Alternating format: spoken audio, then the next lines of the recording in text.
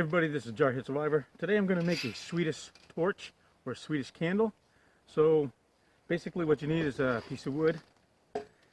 Generally you see them camping, they'll make them out of big logs like this, and which will go quite a long time. This one is kind of more an experiment, so I'm going to make a smaller one. So you can see this wood here is maybe 3 inches. So I'm just going to cut a little piece off here, and then we're going to make a candle.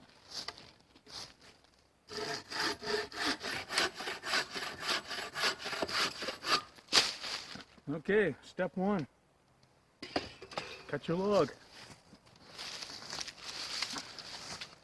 So this is the beginning of it. Okay, so next we're going to take our survival knife and we're going to go ahead and split that wood into quarters.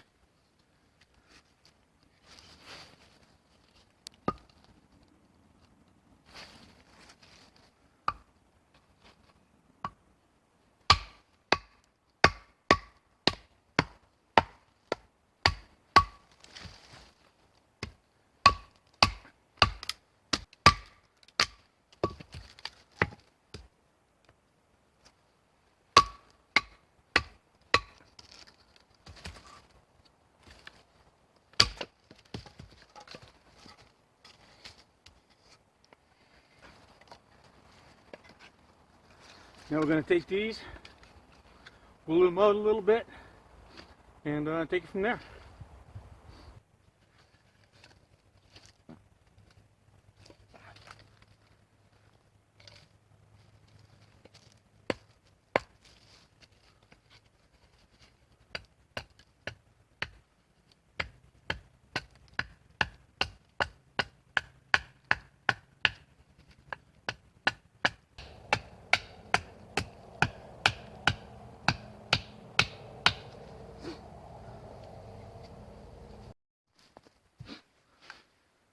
So what I've done is I've taken my multi-tool and twisted this really tight. And you can see that it's ready to go. So it's not going to fall. I'm going to dig a little hole for this, set it in, and go ahead and get it lit.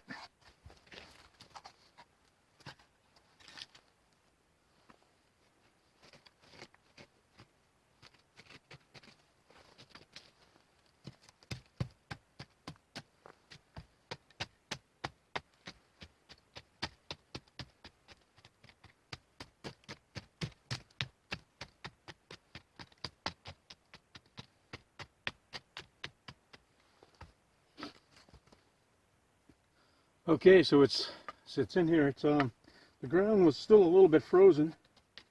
It's supposed to have a big, well, a storm tomorrow, maybe 6 inches. But I'm going to gather some real dry stuff, and I'm going to go ahead and get the fire lit. Now you're going to need the best, driest stuff you can get. So I like to get either a fir tree or pine tree that's been standing dead for a little bit. I found one over here. Got a bunch of small stuff on it. I'm going to snap these off.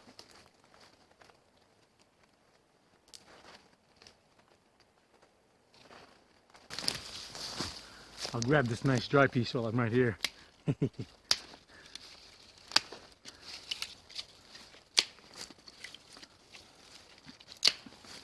Alright, I'll get some good tinder. Let's go see if we can get started. Well, I didn't bring my lighter today, so we're going to have to improvise. So what I'm doing is I've taken a bunch of that really small stuff, and I'm going to take and stick it right down inside here. You don't want to stuff it too full, otherwise you might dampen it so that it's not getting enough air. So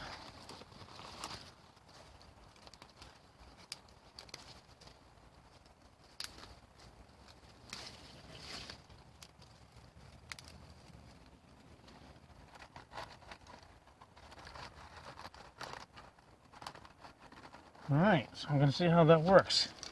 Now, how are we going to light a fire? Well, luckily I've got a piece of birch bark right here. So what I'm going to do with it, take my knife, start piling up some surface area here. I don't know if you see what I'm doing here. As long as you have birch bark, you should be all set. Birch bark is the wonder tree out here. I love starting fires with this. It's so easy. Take a little thin piece here. See why in a minute. Alright, so now I've got that all roughed up. So you can see what I've done here. Take my little piece here. Now I like to set my fire steel right on it if I'm close enough. So I'll try this.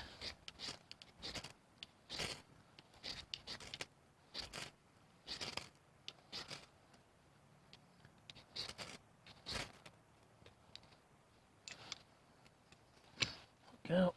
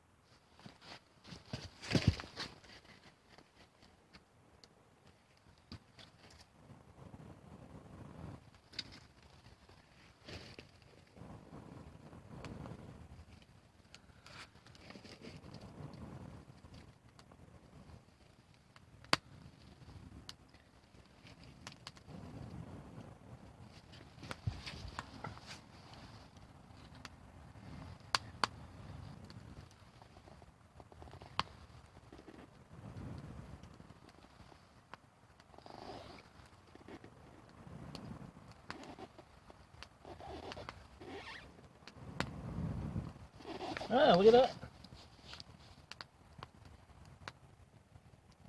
Okay, as you can see, it's been burning now for about 10 or 15 minutes. I'd been watching it, and all of a sudden, poof, it just caught, and now it's been burning just great ever since. So I'm pretty happy with this, and I think the next time I do an overnighter, I'm going to make one of these and kind of just leave it burning in near the fire pit, you know, for the night, and see how it does. I'm sure it'll burn out in, you know, an hour or so, but you know, I think at nighttime this would throw some pretty decent light. And if you cut it properly, you can actually cook on top of that. These were kind of designed, you can put like a pot of water on top of that. So that would also be something fun to try.